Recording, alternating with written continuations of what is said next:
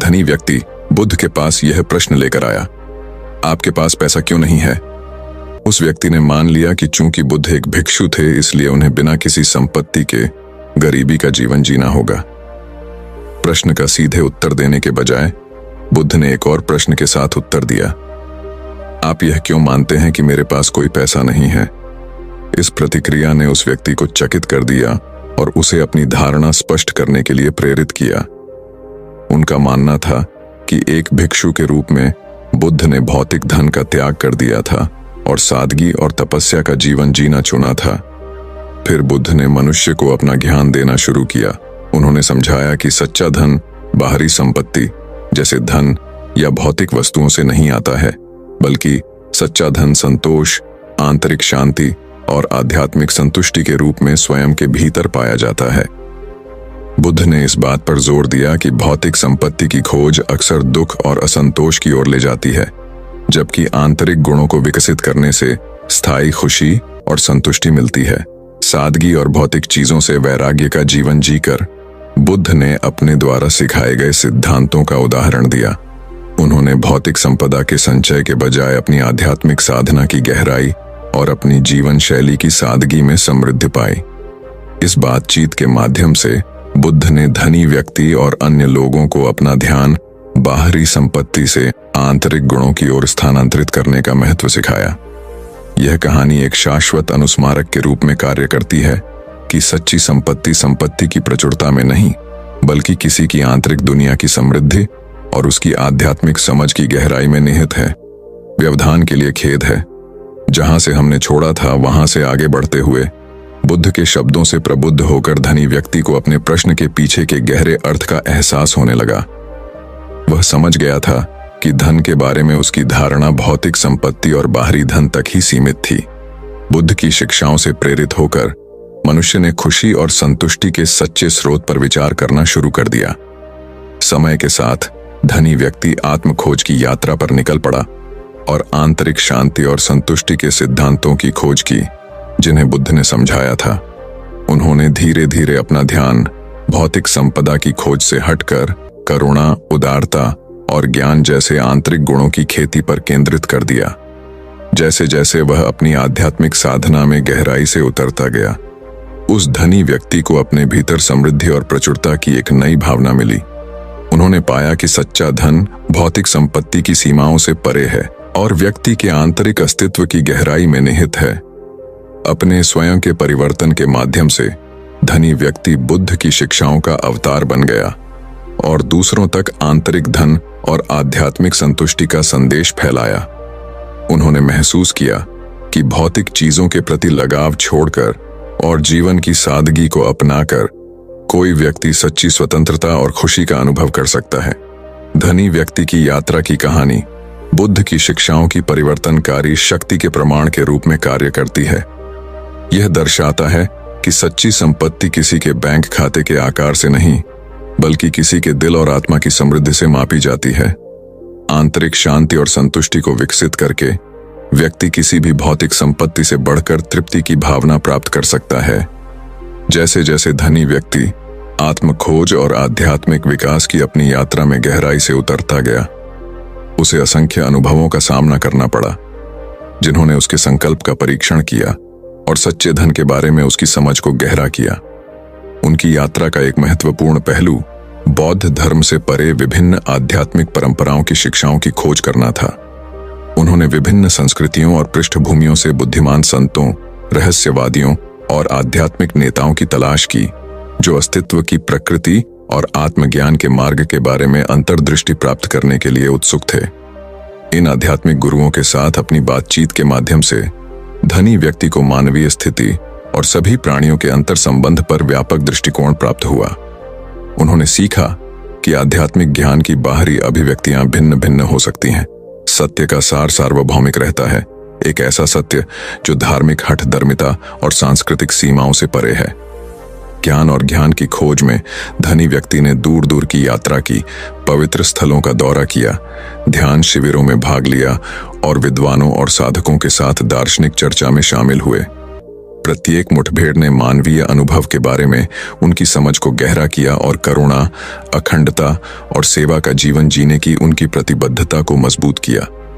एक विशेष रूप से परिवर्तनकारी अनुभव पहाड़ों में ऊंचे एक सुदूर मठ की तीर्थ यात्रा के दौरान हुआ। वहां उस धनी व्यक्ति की मुलाकात एक एकांतवासी साधु से हुई जो अपने गहन ज्ञान और आध्यात्मिक अंतर्दृष्टि के लिए जाना जाता था। हफ्तों तक धनी व्यक्ति ने भिक्षु के मार्गदर्शन में अध्ययन किया, खुद को ध्यान, चिंतन और आत्मजांच की प्रथाओं में डुबो दिया।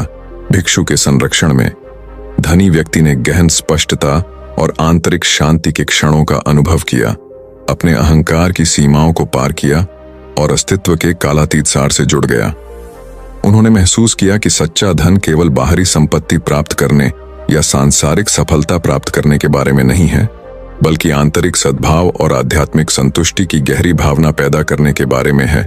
इस नई समझ के साथ धनी व्यक्ति नए उद्देश्य और दृढ़ संकल्प की भावना के साथ दुनिया में लौट आया। उन्होंने अपने जीवन के हर पहलू में प्राप्त ज्ञान को एकीकृत करने का प्रयास किया, अपनी सभी बातचीत में प्रामाणिकता, करुणा और सचेतनता के साथ जीने का प्रयास किया। धनी व्यक्ति ने अपनी यात्रा में जो प्रमुख सबक सीखा, उनमें से एक था नश्वरता को अपनाने और परिणामों के प्रति लगाव को दूर करने का महत्व। उन्होंने माना कि अपेक्षाओं और इच्छाओं से चिपके रहने से केवल दुख होता है, जबकि वर्तमान क्षण को कृतज्ञता और स्वीकृति के साथ अपनाने से सच्ची शांति और संतुष्टि मिलती है। आध्यात्मिक विकास की अपनी खोज में धनी व्यक्ति को रास्ते में कई चुनौतियों और असफलताओं का भी सामना करना पड़ा। वह शंकाओं और अनिश्चितताओं से जूझते रहे, अपने डर और असुरक्षाओं का सामना करते रहे और मानवीय रिश्तों की जटिलताओं को विनम्रता और अनुग्रह के साथ सुलझाते रहे। इस सब के दौरान धनी व्यक्ति व्यक्तिगत विकास और आत्मखोज के प्रति अपनी प्रतिबद्धता पर दृढ़ रहा। उन्होंने माना कि आत्मज्ञान का मार्ग एक सीधी यात्रा नहीं है, बल्कि एक घुमावदार सड़क है जो बाधाओं और मोड़ों से भरी है, फिर भी गहन अंतर्दृष्टि और परिवर्तन के क्षणों से भरी हुई है। धनी व्यक्ति की यात्रा में सबसे महत्वपूर्ण मोड़ तब आया जब उसका सामना गरीब ग्रामीणों के एक समूह से हुआ जो एक विनाशकारी प्राकृतिक आपदा के बाद अपने जीवन का पुनर्निर्माण करने के लिए संघर्ष कर रहे थे। उनकी दुर्दशा से प्रभावित होकर धनी व्यक्ति ने खुद को पूरे दिल से उनके लिए समर्पित करने, संसाधन जुटाने, समर्थन जुटाने और उन्हें अपने घरों और आजीविका के पुनर्निर्माण में मदद करने के लिए व्यावहारिक सहायता प्रदान करने का फैसला किया। इस प्रक्रिया में धनी व्यक्ति को करुणा का सही अर्थ पता चला, दूसरों की पीड़ा के प्रति सहानुभूति रखने और उसे कम करने के लिए कार्रवाई करने की इच्छा। उन्होंने महसूस किया कि सच्चा धन अपने लिए धन इकट्ठा करने के बारे में नहीं है, बल्कि जरूरतमंदों के साथ अपना आशीर्वाद साझा करने और दुनिया में सकारात्मक प्रभाव डालने के बारे में है। जैसे ही उसने खुद को सेवा और मानवीय सहायता के काम में डुबोया, उस धनी व्यक्ति को किसी भी चीज से परे पूर्णता और उद्देश्य मिला जो उसने पहले कभी अनुभव नहीं किया था।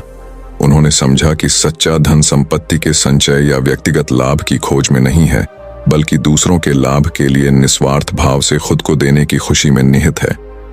समय के साथ उस धनी व्यक्ति के प्रयास सफल हुए, अनगिनत व्यक्तियों और समुदायों के जीवन में बदलाव आया और दूसरों को करुणा और सामाजिक न्याय के अपने मिशन में शामिल होने के लिए प्रेरित किया।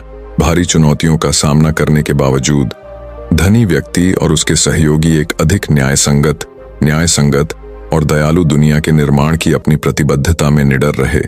वे समझते थे कि सच्ची संपत्ति भौतिक संपत्ति या बाहरी प्रशंसा से नहीं मापी जाती, बल्कि दूसरों के जीवन पर पड़ने वाले प्रभाव और अपने पीछे छोड़ी गई विरासत से मापी जाती है। जैसे जैसे साल बीतते गए, अमीर आदमी का प्रभाव बढ़ता गया और दुनिया भर में दूर दूर तक फैलता गया।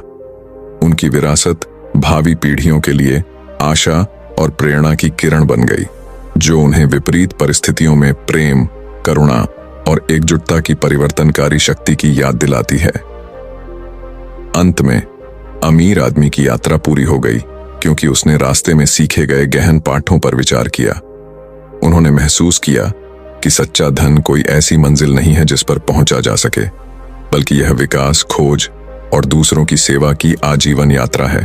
और इसलिए वह धनी व्यक्ति युगों के कालातीत ज्ञान और उसके दिल में मौजूद असीम करुणा द्वारा निर्देशित होकर नए दृढ़ संकल्प और उद्देश्य के साथ अपने रास्ते पर चलता रहा।